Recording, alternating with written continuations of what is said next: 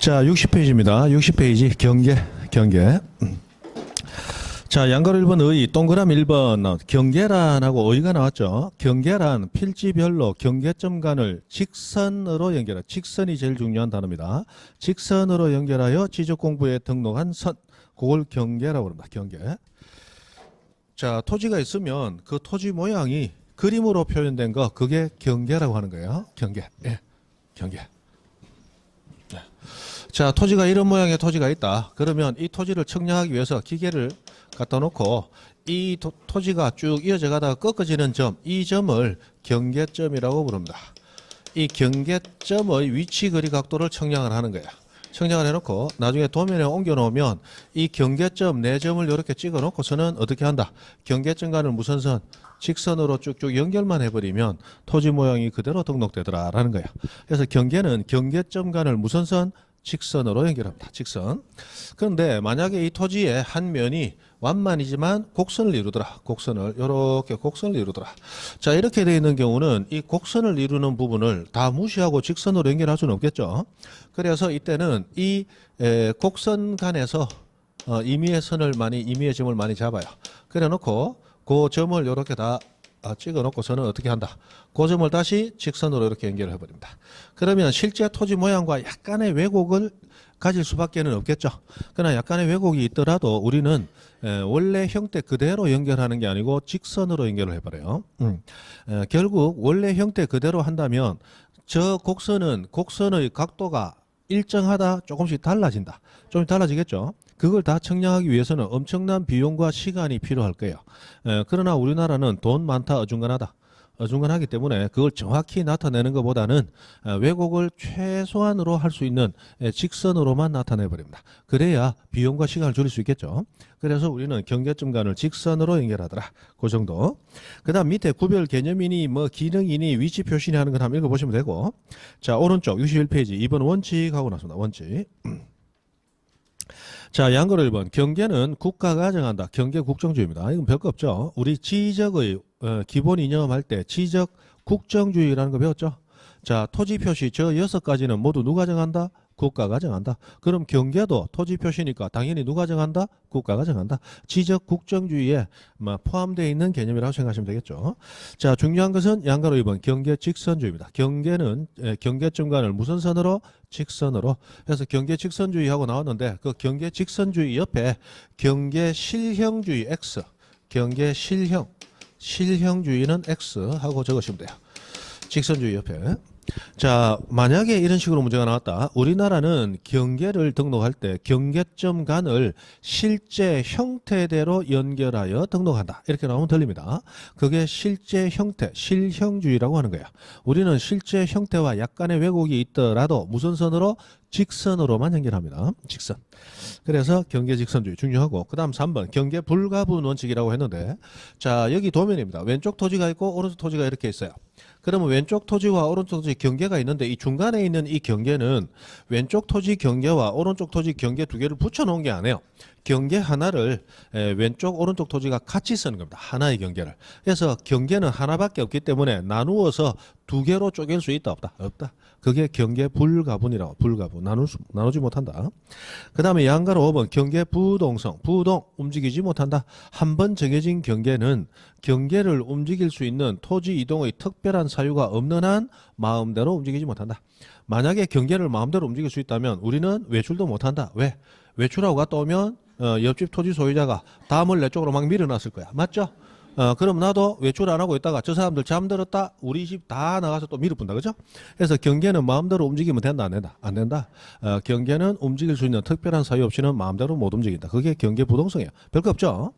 자, 시험에 자주 나오는 것은 양가로 2번 경계 직선주의하고 양가로 4번 축척 종대 원칙이라고 하는 거야. 축척 종대. 자, 거기 한자로 보시면 축척은 따를 종입니다. 따를 종. 뭘 따른다? 큰 걸 따른다 해서 종대요. 큰 것을 따른다. 우리나라 여자분들은 어릴 때부터 교육을 잘 받아가지고 제일 좋아하는 사자성어가 일부종사야. 일부종사. 맞죠? 일부종사. 일부. 여자는 시집을 가면 남편을 따라서 살아야 된다. 일부종사. 요즘은 바뀌었죠? 이게 남편부가 아니고 이제 부인부자로 바뀌었잖아. 일부종사. 그죠? 죽으나 사나 마누라 치맛자락 붙잡고 따라가야 된다. 그래야 밥이라도 얻어먹는다. 그죠? 일부종사로 바뀌었어요.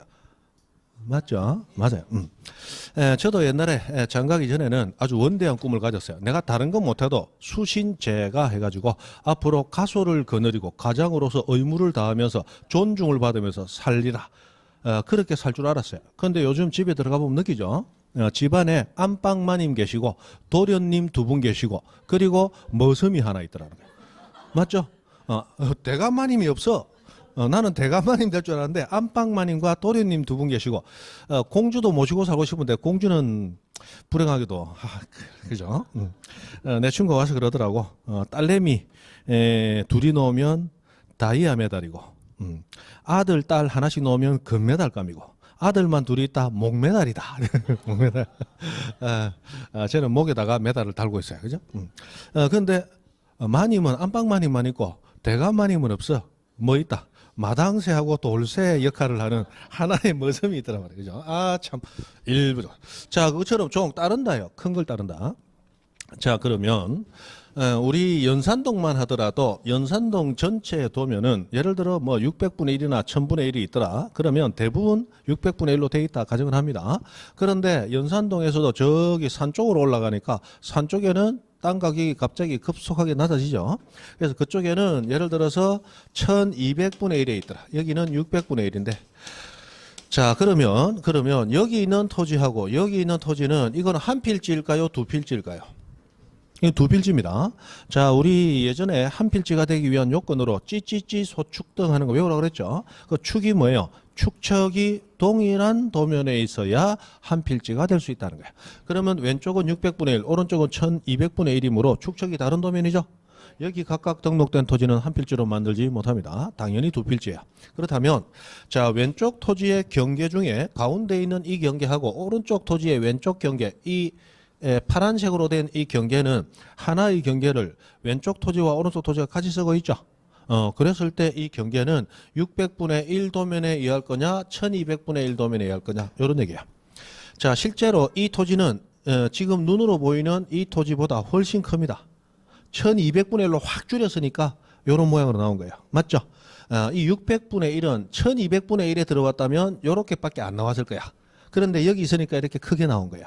그러면 이 선의 길이는 600분의 1 도면에 봤을 때는 굉장히 그래도 길게 나왔고 1200분의 1 도면에서는 사실은 굉장히 짧게 나온 거예요. 맞죠? 자, 그랬을 때 이 경계는 1200분의 1 도면에 의해서 경계를 정해줄 거냐 600분의 1 도면에 의해서 경계를 정해줄 거냐. 뭐가 더 정밀하다? 600분의 1. 축척이 큰 게 더 정밀하죠. 당연히 같은 경계가 정밀한 도면과 정밀하지 않은 도면에 각각 등록되어 있을 때는 어떤 도면에 따라야 될 것이다. 정밀한 도면에 따라야 되겠다. 정밀도가 높은 것은 큰 축척이죠. 그래서 축척은 큰 것을 따라간다. 정밀한 것을 따라간다라는 게 축척 종대 원칙이라고 하는 거예요. 그 다음에 3번 경계 결정 기준에서 이제 5가지 결정 기준이 나오는데 자, 이 경계를 새로 정할 때의 기준 5가지는 우리 시험에 자주 나옵니다. 자주 나오는데 이건 틀리면 절대 안 되는 거예요.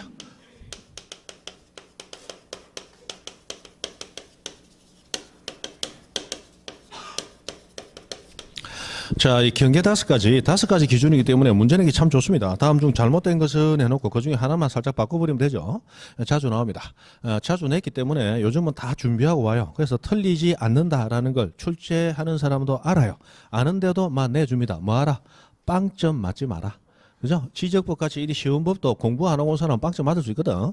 근데 뭐 공법 빵점 맞았다. 그래도 남들 앞에 빵점 이럴 수 있는데 지적법 몇 점이고 빵점 말도 못하고 그 자리에서 죽어본다. 부끄러웠어요.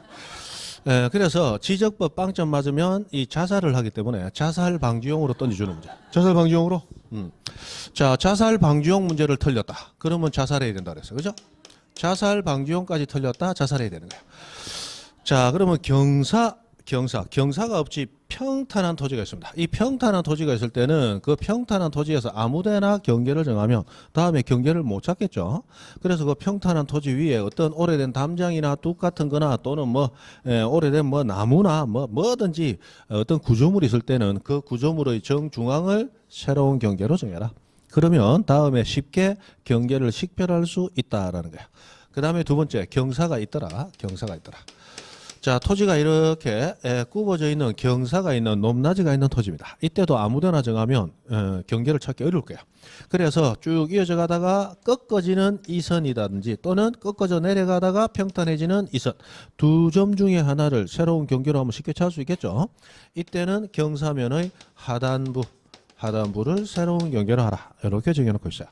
그 다음에 세 번째, 절개 또는 절토, 토지를 절개, 잘랐다는 얘기입니다. 그래서 이런 야산이 하나 있는데 이 야산을 푹 파내가지고 이렇게 도로를 만들었다. 자, 요게 우리 차 타고 가다 보면 오른쪽 면에 낙석 주의해놓고 경사져 있는 토지에 철망 같은 거 쳐져서 흙 쏟아지지 않도록 대비 작업 해놓은 거 보셨죠? 거기가 전부 이렇게 도로를 만든 곳이다 이 말이에요. 자, 이런 경우에도 아무데나 경계를 정하지 말고 꺾어지는 점 중에 하나를 새로운 경계로 하면 다음에 쉽게 경계 식별할 수 있다. 이때는 경사면 또는 절토면의 상단부를 새로운 경계로 하도록 되어 있어요. 자, 그래서 어떤 거는 하단, 어떤 거는 상단이니까 앞대가리 따서 그냥 외웁니다. 경하절상, 경하절상, 경하절상, 그죠? 우리 사극 보면 왕비가 회임했다, 경하들이 옵니다, 이런 거 있잖아요, 그죠? 그럼 우리 절이 아니고 궁에서 일하는 여자 중에 제일 신분 낮은 게 뭐예요? 무술이. 그 무술이가 이뻐서 왕의 마음에 들어서 임신했다, 경하들이 옵니다. 그럼 이제 무술이에요, 비빈 돼 버린 게. 비빈. 예, 그래서 회임하면 경하의 대상이 되면서 신분 절상되다, 그죠? 경하절상. 무슨 얘기인지 모른다, 그냥 외운다, 그죠? 그 다음에 네 번째, 토지가 수면이나 해면에 접해 있다. 그러면 경사가 이렇게 있고 여기에 해면 또는 수면, 물이 있습니다. 그때 물은 달의 인력에 따라서 높낮이가 높을 때도 있고 낮을 때도 있죠. 이때 가장 높은 수위, 이게 최대 만조위 수위선이고 최대 만조위 아래에 깔려있는 땅, 우리 갯벌은 등록 대상이다 아니다? 아니죠. 그래서 이때는 무조건 그 만조위를 새로운 경계로 할 수밖에 없는 거예요. 그죠? 그런데 자, 똑같은 지역입니다. 똑같은 지역이에요. 그런데 제방을 쌓아서 제방을 쌓았습니다. 매립을 했다 이 말이에요. 제방을 쌓아서 매립을 했어요. 그래서 이 부지는 매립을 이렇게 했습니다. 자, 이 경우에 이 제방 바깥쪽에는 여전히 최대 만조위가 있지만 이때는 최대 만조위로 하는 게 아니고 이 제방의 윗부분, 우리가 바닷가 가면 방파제 발로 밟고 다니잖아. 이 발로 밟고 다니는 이 부분을 제방의 어깨라고 그럽니다. 어깨. 자, 달 떴어요. 그러면 어깨 맞죠? 그러면 이 어깨의 바깥쪽 부분, 바깥쪽 어깨를 새로운 경계로 합니다. 바깥쪽 어깨. 이 바깥쪽 어깨에서 최대 만조위가 닿는 이 부분까지 경사진 부분 있죠. 이 부분은 토지로 등록하지 않습니다. 실제로 이 부분은 제방이 깨질까봐 앞에 산발이 같은 거 쌓아서 또 막고 있죠. 바닷가 물해놨잖아요.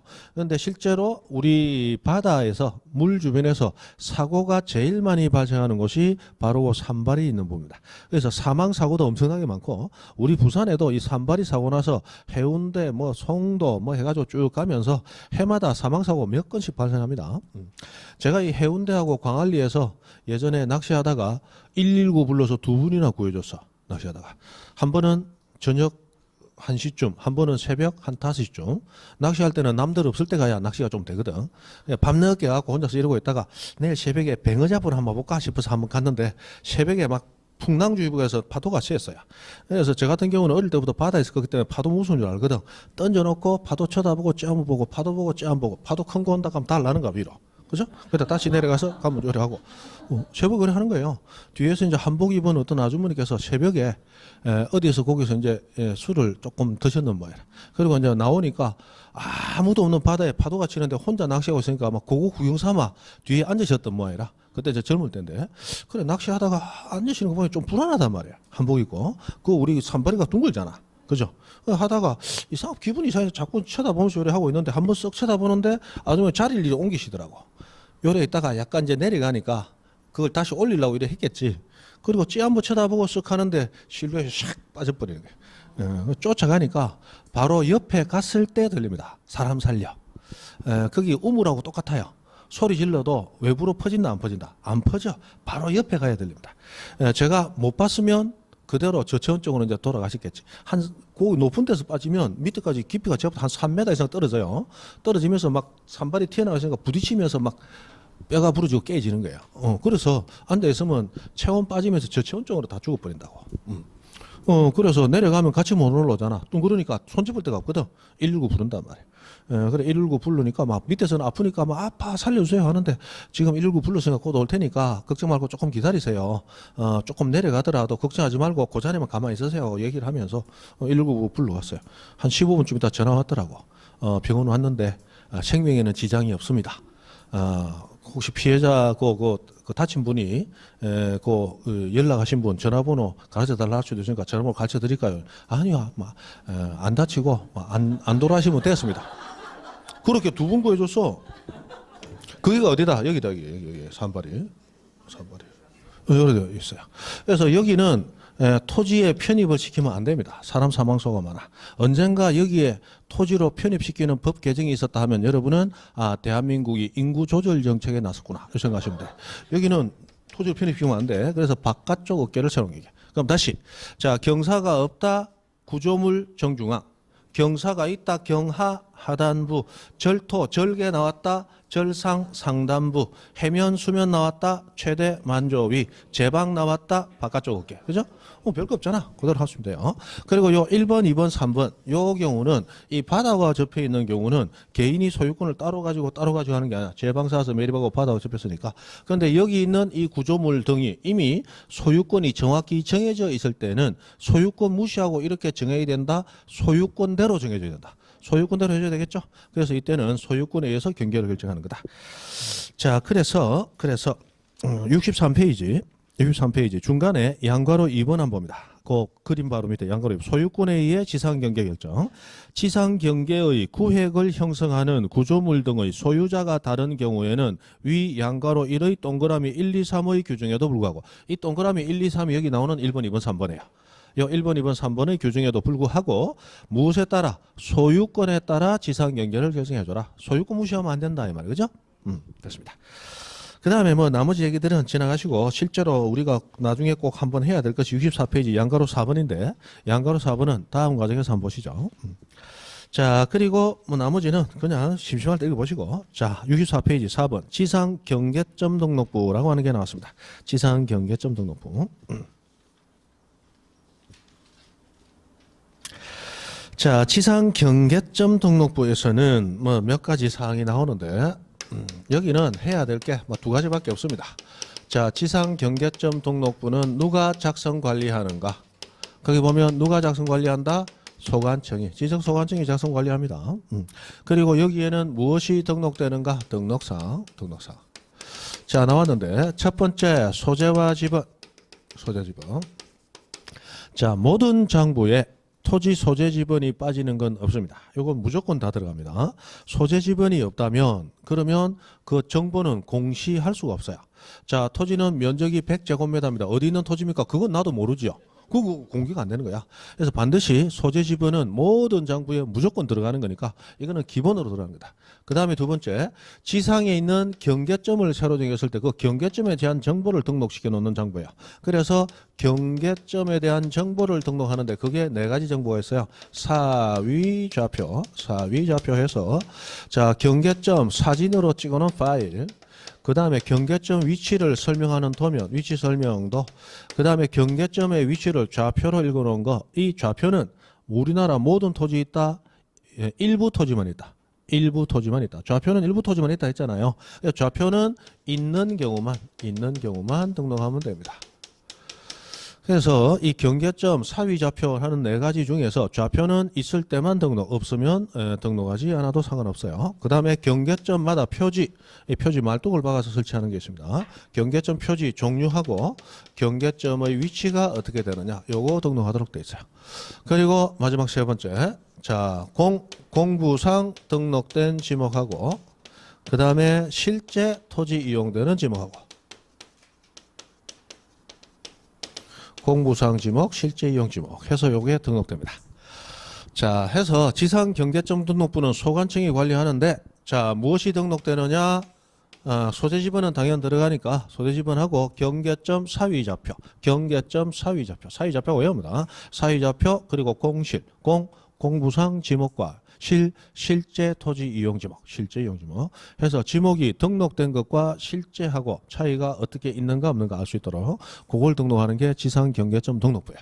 이 지상경계점 등록부는 지금 들어온 지가 한 8년 정도 됩니다. 그래서 최근에 들어온 장부라서 나름 중요도가 있고 조금씩 나오고 있습니다. 해서 알아두셔야 돼요. 경계점 사위좌표. 여자의 운명은 남자한테 달렸다. 그래서 딸내미는 사위를 잘 만나서 부모가 뭐 사위 잘 만나 시집을 잘 가야 된다 그죠? 사람 같은 사위를 만나야 된단 말이에요. 그죠? 그래서 사위 잘 만나야 되는데 맨날 술 처먹고 집에 안 들어온다. 그래서 장모가 대신 잡으러 다닌다. 뭐 하나? 휴대폰에 위치 추적 동의시켜놓고 사위가 있는 좌표를 찍어서 맨날 찾아다닌다. 사위좌표. 그래서 몇 번 잡아서 데리고 왔더니 사위는 머리가 있다, 문에다. 머리 있다. 지도 머리 쓴다. 자, 여기서 자리 잡고 2시간 노니까 잡혀가더라. 앞으로는 1시간 반만 놀고 자리를 옮기는 거야. 그러니까 지금 덮치면 있다, 공실이다. 등실이다.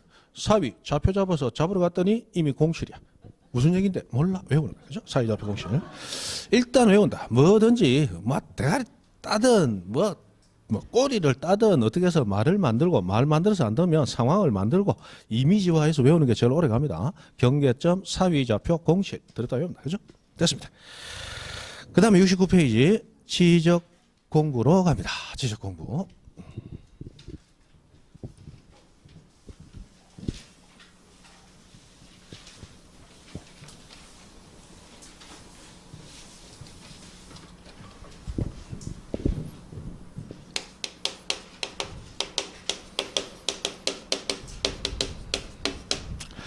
자, 지적 공부는 우리 법에 의해서 지적 공부는 이것을 말한다라고 일곱 종류를 딱 한정을 하고 있습니다.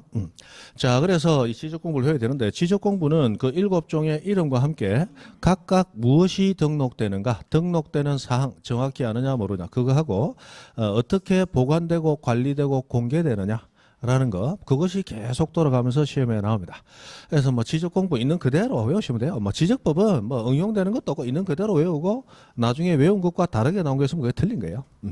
자, 그럼 지적 공부 7종이 있는데 크게는 3가지로 나눕니다. 대장 형식의 지적 공부, 도면 형식의 지적 공부, 그리고 대장 형식이지만 실제로는 도면 형식으로 되어 있는 대장 해가지고 경계점 좌표 등록부 하는 거예요. 대장 형식의 도면에서 경계점 좌표 등록부라고 하는 게 있어요. 자, 대장은 다시 구체적으로는 4가지로 나눕니다. 토지 대장, 임야 대장, 공유지 연명부, 대지권 등록부.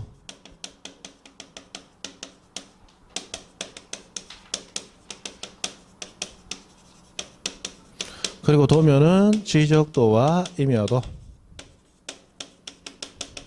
그리고 경계점 좌표 등록부에서 모두 7종을 지적 공부라고 부릅니다.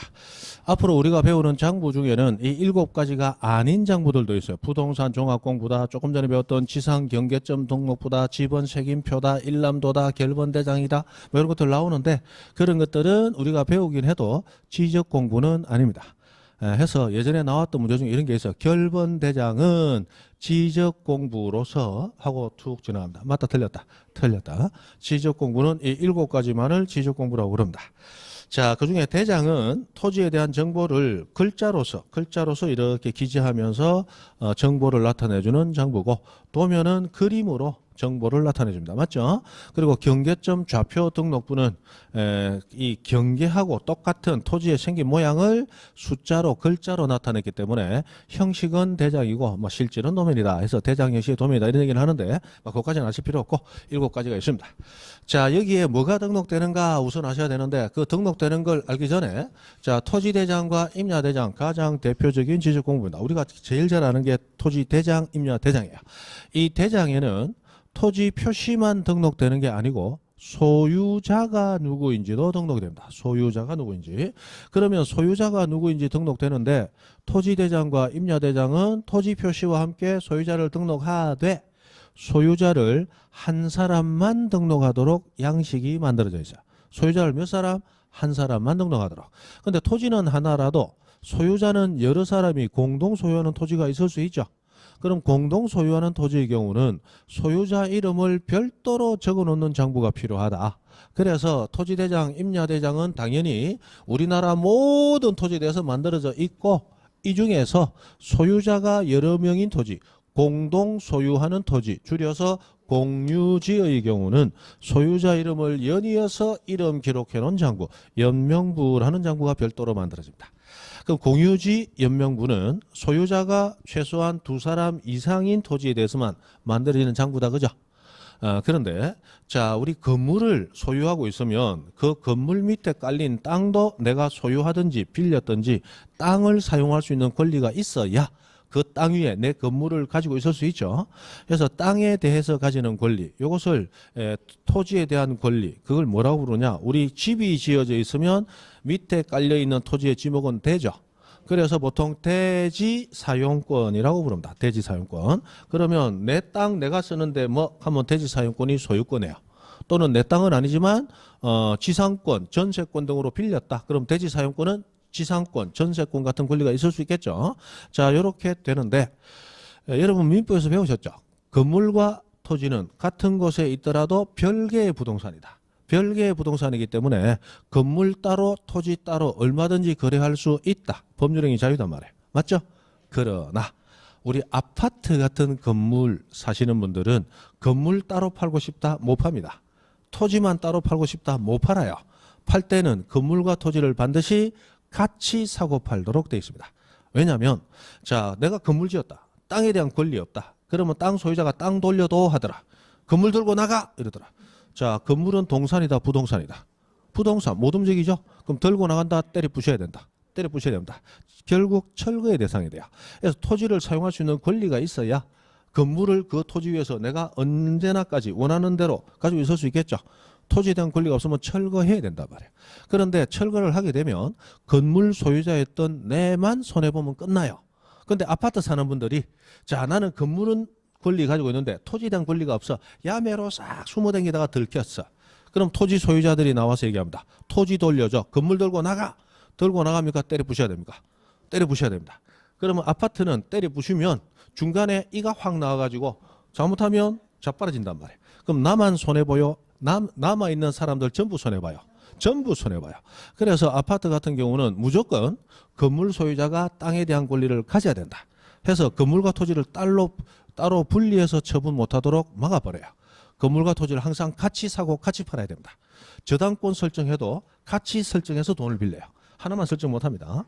자, 그때 이 아파트 건물 소유자가 땅에 대해서 가지는 권리는 일반 건물 소유자가 땅에 대해서 가지는 권리하고 구분해야 되겠다라고 해서 아까 대지 사용권이라는 용어에서 사용자를 빼버리고 대지권이라고 부릅니다. 자, 그러면 여러분이 단독주택에 산다. 땅에 대해서 가지는 권리는 대지권이라고 부르면 된다, 안 된다? 안 된다. 여러분이 아파트 산다. 땅에 대해서 가지는 권리는 무슨 권? 대지권이라고 부르면 됩니다. 됐습니까? 그럼 대지권이라는 용어가 나왔다. 그 땅은 자, 우리 1000세대 아파트가 있다. 건물은 소유자가 1000명이에요. 그런데 아파트 밑에 깔린 부지 1000필지냐? 아니에요. 한 필지입니다. 그래서 아파트 사시는 분들 물어보면 101동 101호 사는 분도 100번지. 저 뒤에 119동 1205 사는 분도 물어보면 100번지. 똑같아요, 지분이. 왜? 아파트 부지는 몇 필지라서? 한 필지라서. 그럼 한 필지에 대해서 건물 소유자 1000명이 토지에 대해서 권리를 다 가질 거 아니에요. 맞죠? 그러면 그 토지는 당연히 공동 소유하는 토지 공유지가 되는데 일반 공유지다, 아파트 있는 공유지다. 아파트 있는 공유지 같은 경우는 별도로 장부를 하나 만들어요. 그것이 대지권 등록부라고 하는 거야. 그럼 공유지 연명부 그냥 소유자가 여러 명인 토지를 얘기한다. 대지권 등록부 나왔다. 소유자가 여러 명인데 그 필지는 반드시 뭐가 써 있다? 아파트 써 있다. 이 생각하시면 돼요. 그래서 이건 별도로 만들어집니다. 자, 해서 이렇게 대장이 네 가지로 이제 나눠져 있는데 이 대장에는 토지대장, 임야대장뿐만이 아니고 공유지 연명부, 대지권 등록부에도 그 토지 소유자가 누구인지 소유자에 대한 정보가 등록 공시가 됩니다. 자, 여기서 이 네 가지에는 소유자가 등록 공시된다. 이 말은 네 가지를 뺀 나머지 세 가지에는 소유자는 등록 공시된다, 안 된다? 안 된다, 이런 얘기가 돼요. 그러면 요거 가지고 이제 문제가 나오는 거예요. 어떻게 나오느냐? 경계점 좌표 등록부에는 토지의 소재 지번과 소유자가 등록되어 있다. 맞다, 틀렸다? 틀렸죠? 소재 지번은 다 등록되니까 맞지만 소유자는 아니다는 거예요. 이제 그런 식의 문제가 나오는 겁니다. 자, 소유자가 등록이 되는데 소유자 정보가 두 가지가 들어요. 첫 번째, 소유자가 누구냐? 성명, 주소, 주민등록번호. 두 번째, 자, 소유자는 바뀔 수 있죠. 그럼 소유자가 바뀌었을 때는 소유자가 바뀐 날, 변경된 날과 변경된 원인이 등록이 돼요. 그래서 바뀐 소유자 성명, 주소, 주민번호, 바뀐 날, 바뀐 원인 해서 등록이 되는데 원래 소유자는 소유권을 가진 자라고 해서 권리의 대상자입니다. 그래서 등기부에서 공시하는 소유자를 우리 지적공부는 그대로 뺏겨와서 공시를 하게 됩니다. 해서 우리 대장에 있는 소유자는 어디에 이미 있는 소유자다? 등기부에 있는 소유자를 가져와서 공시를 해주는 거예요. 소유자는 소유권을 가진 자, 권리에 대한 거기 때문에 권리는 지적공부가 공시해요, 등기부가 공시해요. 등기부가 권리 공시하거든. 등기부 소유자를 뺏겨오게 됩니다. 그래서 이걸 공시해요. 그럼 등기부에 소유자 변경된 날에서 우리 나중에 배우게 됩니다. 우리 등기 신청 접수된 날을 가져와요. 그 다음에 등기부에 돈 주고 샀으면 매매라고 적히고 내 시골 임야하고 맞바꿨으면 교환, 그 사람이 나한테 공짜로 줬다면 증여, 이런 게 등기부에 등기 원인으로 등기가 되는 그걸 그대로 뺏겨오는 거야. 그래서 소유자에 대한 거 이렇게 등록이 됩니다. 자, 그러면 토지대장, 임야대장에 열 몇 가지, 대장에 뭐 도면에 또 뭐 열 몇 가지, 공유지연명부에 또 뭐 몇 가지, 대지권 등록부 따로 몇 가지, 이래서 다 따로 외우면 나중에 문제 푸는데 너무 힘들어서 안 됩니다. 그래서 가장 자주 나오는 거, 제일 중요한 토지 표시부터 한번 거꾸로 들어가 보는 거예요. 자, 우리 소재 지번과 지목, 그리고 면적, 그리고 경계, 그리고 좌표 해서 6가지가 있는데 이 6가지는 각각 어떤 장부에 등록되어 있는가라는 걸 거꾸로 들어가는 거예요. 자, 소재 지번은 모든 지적공부에 다 등록되어 있죠? 모든 지적공부 다 등록되어 있습니다. 요거는 뭐 따로 외울 필요 없고. 자, 지목은 아까 우리 4가지, 아까 지목할 때 대장 2가지와 도면 2가지에만 등록이 됐죠? 그래서 도면 2가지, 지적도 임야도, 그리고 대장 중에 딱 2가지, 토지대장, 임야대장, 여기만 등록이 됩니다. 자, 대장은 4가지가 있지만 여기 대장할 때는 요 2가지만 얘기해요. 다시 대장으로 돌아옵니다.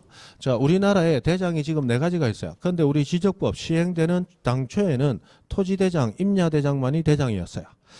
공유지 연명부는 처음에 존재는 했지만 지적공부는 아니다가 중간에 지적공부로 편입돼서 들어옵니다. 그리고 대지권 등록부는 아예 없었어요. 없다가 80년대 중반에 대지권 등록부가 비로소 만들어지고 그리고 지적공부로 편입이 돼요. 우리 대지권 등록부는 일단 아파트 같은 고층 건물이 있어야 되죠. 우리나라 50년대 60년대 전 세계적으로 가장 소문난 거지 상거지 국가일 때 그때 아파트 짓는다 못 짓는다? 못 짓습니다. 그래서 아파트가 어느 정도 들어오고 아파트에 대한 뭔가가 정리가 필요하다라고 생각하는 80년대 중반 돼서 대지권 등록부는 비로소 만들어지고 우리 지적공부로 편입이 돼요. 그렇다면 대장은 4가지가 있지만 오리지널 대장은 2가지밖에 없어요. 토지대장, 임야대장. 나머지는 편입생이다 이 말이에요. 편입생. 여기 나오는 지목 등록되는 건 도면과 대장 해서 요 4가지에만 등록되고 나머지는 등록 안 됩니다. 그러면 문제가 이런 거예요. 자, 경계점 좌표 등록부를 보면 토지의 소재 지번과 지목을 알 수 있다. 맞다, 틀렸다. 경계점 좌표 등록부를 보면 토지의 소재 지번과 지목을 알 수 있다. 맞다, 틀렸다. 틀렸다. 이 거꾸로 들어가라 이 말이에요. 경계점 좌표 등록부에 가만히 있자. 등록되는 게 이거 저거 요거 저거 있으니까 이거 생각하는데 벌써 2분. 그리고 맞춰갖고 문제 푸는데 벌써 1분. 이러고 한 문제 맞췄다 기분 좋게 넘어갔다 벌써 4분 지났다. 4분이면 몇 문제 풀어야 돼요? 4문제를 풀어야 될 시간이야. 우리 1분 15초밖에 안 주거든. 한 문제당. 맞죠? 그래서 외워져서 빨리빨리 풀어나가야 된다 이 말이에요. 그러면 자 소재지번 지목이 등록된다 했을 때 소재지번은 거꾸로 들어가잖아. 모든 지적공부 다 등록돼 있으니까 좌표 등록부 등록된 거 맞네.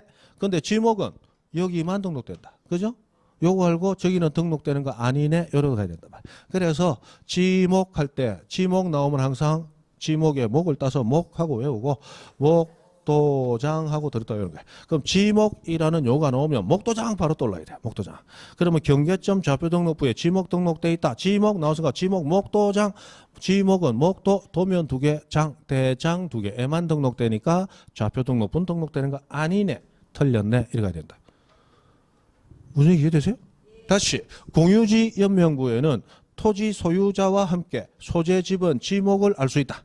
자, 소유자 등록되는 건 맞다. 소재지번 당연히 등록되어 있으니까 맞다. 근데 지목은 목도장, 장은 토지 임야대장만 얘기하므로 틀렸네. 요래 들어간단 말이에요. 되죠? 그래 들어가면 됩니다. 자, 그 다음에 면적은 대장 2가지에만 등록돼. 토지 대장, 임야 대장. 역시 이 2가지에만. 그래서 면적은 면 따고 대장에 장 따고 면장. 시골 가서 면장님은 우리 도예지 동장님하고 지위가 똑같죠? 면장만 사람과 2장도 있을까 아이가? 그래서 2장. 자, 우리 토지가 어떻게 변동이 있느냐? 토지 이동됐을 때 그 이동 사유. 토지 이동은 토지 표시가 생기고 변화되고 없어지는 걸 토지 이동이라고 부른다고 그랬죠. 그럼 이 토지는 언제 분할되었고 언제 지목 변경되었느냐라는 토지 이동 사유는 토지대장이나 임야대장에만 나옵니다. 경계점 좌표 등록부를 보면 이 토지가 언제 분할되었는지 알 수 있다. 맞다, 틀렸다. 대지권 등록부를 보면 이 토지가 언제 합병되었는지를 알 수 있다. 맞다, 틀렸다. 토지 이동 사유는 어디만 등록된다? 토지대장, 임야대장. 이 토지가 언제 신규 등록되고 언제 지목 변경되고 언제 분할 합병되었는지는 토지대장이나 임야대장 보면 알 수 있다. 이거 맞다. 맞아요? 그렇게 하는 거다. 그래서 토지 이동 사유 2장. 면장도 있고 2장도 있는 거야. 그 다음에 면장 2장님이 공장 유치하려고 나섰다. 공장도 있지. 공시지가. 해서 우리 토지 공시대는 정부가 발표하는 개별 공시지가도 토지대장, 임야대장 2가지에는 등록이 됩니다. 그래서 목도장, 면장, 2장, 공장. 들었다 외운다. 목도장, 면장, 2장, 공장. 면적 나왔다. 그럼 바로 면장 떠올라야 돼. 토지 분할이니 지목 변경이니 토지 이동 나왔다. 토지 이동 사유 2장 떠올라야 돼. 우리 지적 공부 중 개별 공시지가가 어떻게 되고 공장 바로 떠올라야 돼. 무슨 알아듣습니까? 그렇게 외운다. 자, 경계는 당연히 도면에만 등록되고 좌표는 당연히 경계점 좌표 등록부에만 등록되니까 요건 그렇게 하시면 돼요. 자, 그 다음에 이 공유지 연명부와 대지권 등록부에는 여기만 등록되는 게 소유권 지분이라는 게 있어요. 소유권 지분. 여기만 빠지는 게 도면 번호라는 게 있어요. 도면 번호. 자, 요거 하나 더 합니다. 자, 공유지 연명부와 대지권 등록부에는 소유자가 한 사람 등록된다, 여러 사람 등록된다. 여러 사람. 그럼 그 여러 사람은 자, 토지는 하나인데 소유자가 여러 명이 있으면 소유권도 여러 개가 있어요? 아니요. 일물 일권주의에 따라 물건이 하나면 무조건 소유권도 몇 개? 한 개가 있는 거야. 그럼 소유자가 여러 명 있더라도 소유권을 각각 하나씩 여러 개 가지고 있는 게 아니고 소유권 하나를 나누어서 가지고 있는 거예요. 맞죠? 그럼 소유자 세 사람이 예를 들어 소유권을 3분의 1씩 세 명이 가진다. 3분의 1 더하기 3분의 1 더하기 3분의 1은 1. 소유권 한 개가 되잖아요. 그걸 가진단 말이에요. 맞죠? 그러면 1억짜리 땅을 9천만 원 투자한 A하고 500만 원 투자한 B하고 C가 있더라. 그러면 10분의 9 누가 가져요? A. 그 다음에 안 된다. 이 산수가 너무 복잡하다.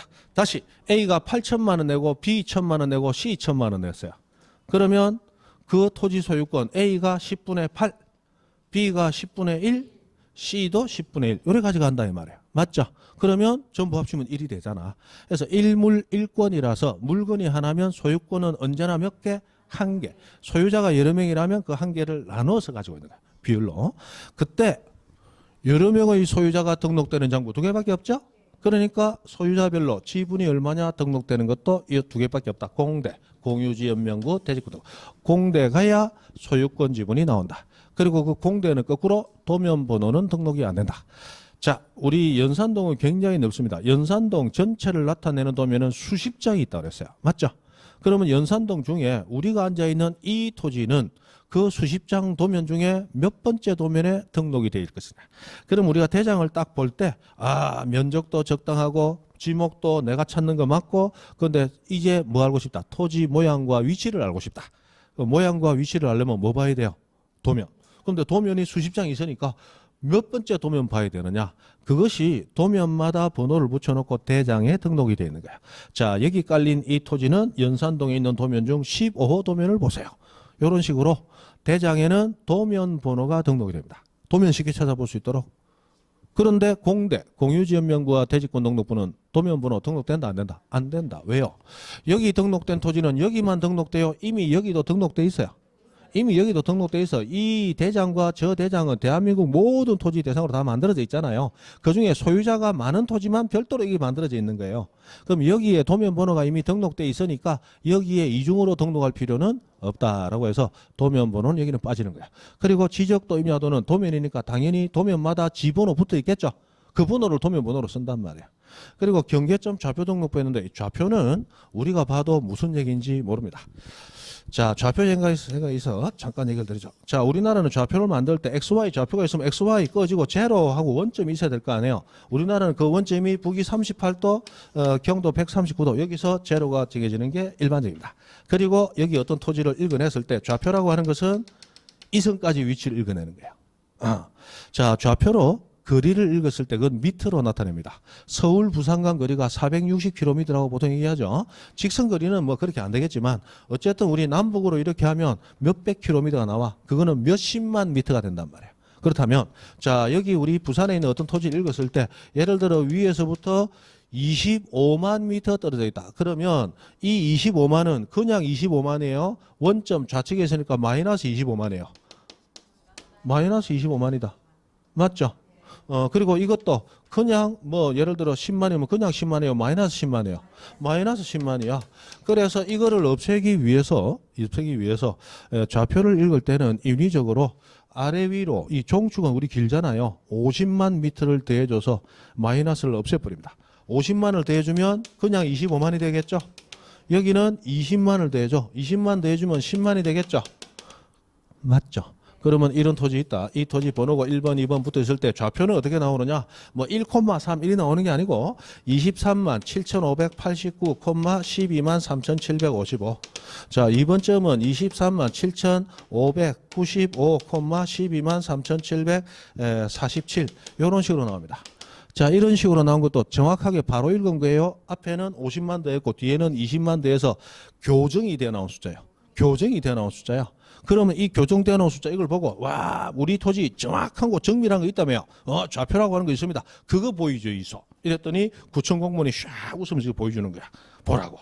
그럼 이걸 딱 보고 못 본다고 말을 못하고 쪽팔리니까 계산하는 척 한다. 가만히 있자. 이게 일이 떨어졌으면 저 위에서부터 이리 되니까 내 토지가 이런 모양으로 있겠네. 이거 제정신이다 이거다. 이거다 이거. 맞죠? 그래서 좌표는 굉장히 정밀하지만 우리 일반인이 알기에는 너무 어려운 당신이에요. 그래서 좌표는 가장 정밀하지만 좌표만 가지고 우리는 판단할 수 있다 없다? 없단 말이에요. 그래서 좌표가 있더라도 모든 토지에 대해서 누구나 쉽게 그림으로 알 수 있도록 도면이 다 만들어져 있는 거예요. 실제로 우리는 뭐 보고 판단합니까? 도면 보고 판단하고 좌표는 청량하는 전문가들이 보통 쓰는 거예요. 우리 일반인들은 이걸 알기 어렵습니다. 자, 그래서 좌표 등록부 우리 이거 봤다. 좌표 등록부 보니까 내 토지가 이 위치에 이쯤 있겠네. 이 된다 안 된다? 안 된다. 그러므로 이 좌표가 있는 지역도 좌표 등록부에 이 토지는 도면 보고 위치와 모양을 판단하세요 하고 여기도 뭐가 들어간다? 도면 번호가 들어갈 수밖에 없는 거예요. 그러면 도면 번호만 빠지는 거 공대, 공유지연명부, 대지권 등록부, 소유권 지분이 등록되는 거 딱 두 가지. 역시 공대, 공유지연명부, 대지권. 공대는 소유권 지분이 등록되는 대신 도면 번호는 빠진다. 들었다 외웁니다. 그죠? 뭐 한다? 들었다 외운다. 자, 그래 놓고 그래놓고 자 토지대장 임야대장 한번 보시죠. 70페이지. 자 토지대장 임야대장에서 뭐 1번 의의 2번 편성 나왔는데 넘어가시고 자 3번 등록사항 갑니다. 자 1번 소재와 2번 지번. 소재 지번 여기서 외우는 게 거꾸로 확인해 보세요. 아까 소재 지번은 모든 지적공부 다 등록되죠. 맞다. 그 다음 3번 지목은 바로 뭐 떠올라야 된다. 목도장 장 토지대장 임야대장 등록된다. 맞다. 그 다음 면적 나왔다. 면장 떠올라야 된다. 면장. 거꾸로 지금 외우는 거죠. 연습하는 거야. 면장. 면장이니까 토지대장, 임야대장 등록되는 거 맞죠? 면장. 그 다음에 5번 소유자는 모든 대장 등록된다 해서 소유자, 5번 소유자, 6번 소유자. 맞죠? 그 다음에 7번은 조금 이따 보시고 8번 도면번호, 지적도 임야도 번호. 이게 도면번호잖아. 아까 도면번호는 뭐만 빼고 공대, 공유지연명부, 대지권 등록부만 빼고니까 이게 등록되는 거 맞죠? 그 다음에 9번 필지별 토지대장 또는 임야대장에 무슨 번호? 장번호. 요거는 외울 필요 없이 요거는 다 있다라고 생각하시면 돼. 자, 장번호는 쉽게 얘기하면 우리 페이지 번호하고 똑같습니다. 자, 처음에 우리 연산동 1번지에 토지대장 한 장 만들어져서 장번호 1이에요. 근데 1번지가 계속 정보들이 갱신이 되면서 그 한 장에 정보를 다 담을 수 없어요.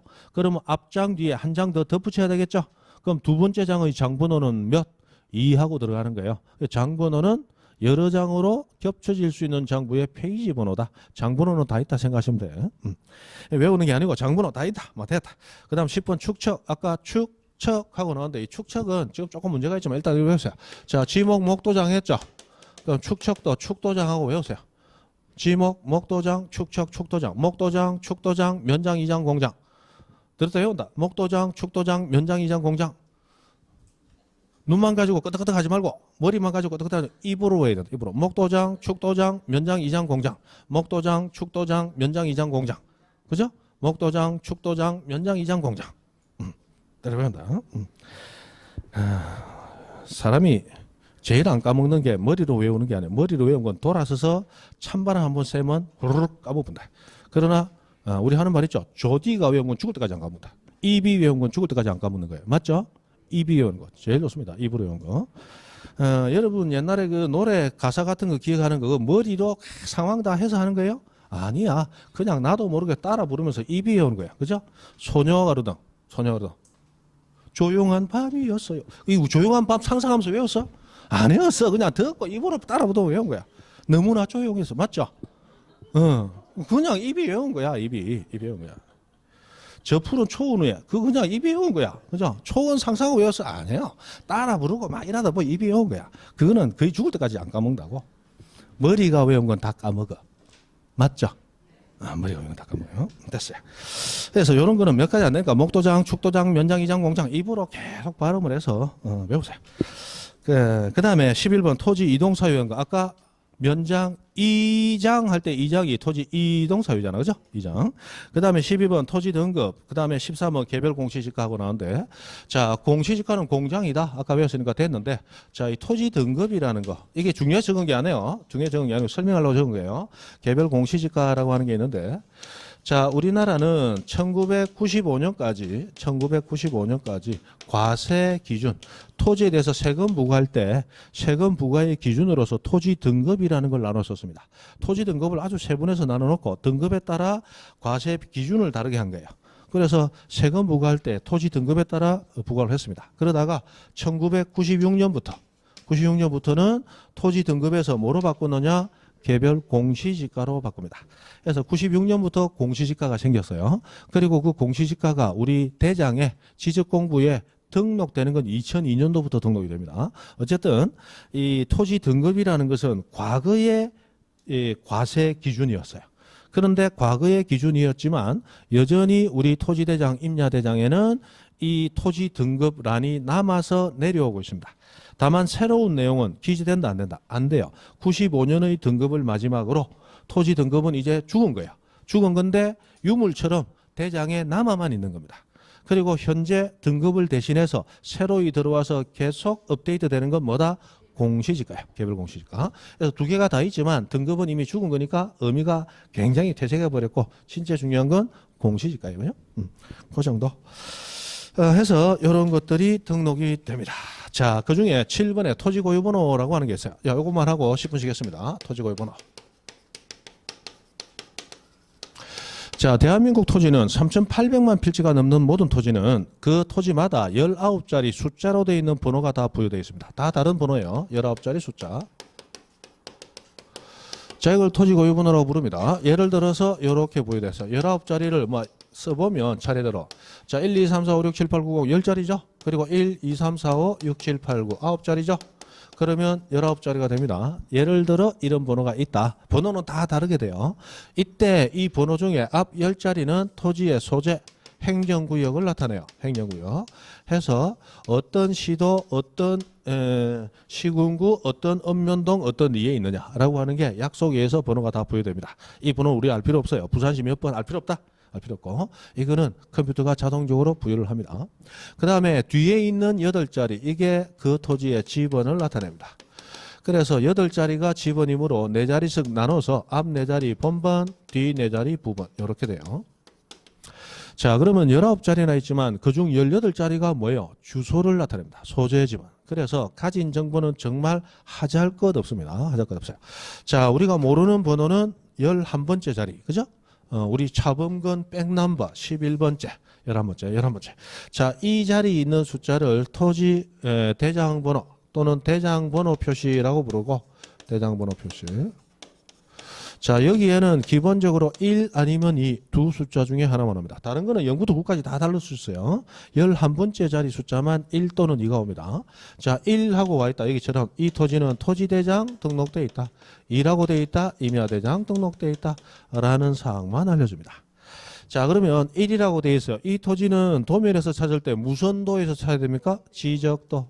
토지대장이니까 지적도. 2번 되어 있다. 이 토지는 어디 찾아야 돼요? 임야도에서 찾아야 됩니다. 그죠? 그래 됩니다. 자, 예전에 어떤 문제가 나왔냐? 이렇게 나왔어요. 뭐, 이런 거 있고, 맞다. 그리고 이 토지 지번은 2345의 6789번지이다. 맞다, 틀렸다? 여기서는 틀립니다. 왜? 자, 앞이 1이라고 돼 있으면 토지대장 등록이라. 이때는 숫자로만 된 지번 쓰죠? 2345, 6789 맞아요. 그러나 임야대장 등록된 토지는 산 플러스 숫자잖아. 그래서 그냥 2300하고 나가면 안 되고 산 2345 이런 나갔어야 된단 말이에요. 예, 실제로 나왔던 출제 문제입니다. 그죠? 그래 놓고 뭐 이거 가지고 문제 낼 때 쓸데기 없이 나죠. 자, 이 고유 번호를 보면 토지의 지목이 대임을 알 수 있다. 된지 뭔지 안다 모른다. 모른다. 지목 어디 나와요? 안 나와. 자, 이 고유번호를 보면 소유자가 누군지 알 수 있다. 어디 거짓말하고 있어. 이 고유번호를 보면 이 토지의 면적이 890제곱미터임을 알 수 있다. 택도 안 소리 한다. 이런 거 없다. 맞죠? 오로지 소재 지번 그리고 등록된 대장만 알 수 있을 겁니다. 그러면 이 번호 19자리 된 숫자 이 번호 왜 만들었느냐? 이 컴퓨터로 전산화가 되면서 컴퓨터가 토지를 인식하는 번호로 만든 거야. 우리 컴퓨터는 인식을 하는데 컴퓨터 용량에 따라서 정보의 양이 그럴듯해야 컴퓨터가 빠릿빠릿하게 움직입니다. 그런데 컴퓨터에 뭔가 자꾸 저장하고 일을 많이 시키면 컴퓨터가 힘들어해. 우리가 뭐라고 합니까? 버벅댄다 이런 얘기 하죠. 그런데 우리나라의 주소를 예를 들어 부산광역시 연제구 연산동 몇 번지 이렇게 해서 한글로 인식을 시키면 한글은 정말 좋은 문자지만 이 컴퓨터에는 조금 무게가 많이 나가요. 한글은 숫자에 비해서 무게가 많이 나가. 그래서 컴퓨터가 힘들어요. 그래서 컴퓨터가 힘들어하지 않도록 한글 대신 뭐로 인식시킨다? 숫자로 인식을 시키는 거예요. 그래서 나온 게 토지 고유 번호입니다. 이거는 정보를 공시하기 위한 게 아니에요. 다만 이거 가지고 가끔씩 문제를 만들어내기 때문에 우리가 이런 게 있다라고 공부를 할 뿐이에요. 그러면 고유 번호 19자리 숫자로 되어 있는 이 고유 번호는 우리 지적공부 중 어디에 등록되느냐? 도면만 빼고 등록됩니다. 그래서 거꾸로 도면에는 등록된다 안 된다? 안 된다. 요거 아시면 돼. 그럼 우리 토지대장, 임야대장에도 고유 번호는 당연히 등록이 된다. 그죠?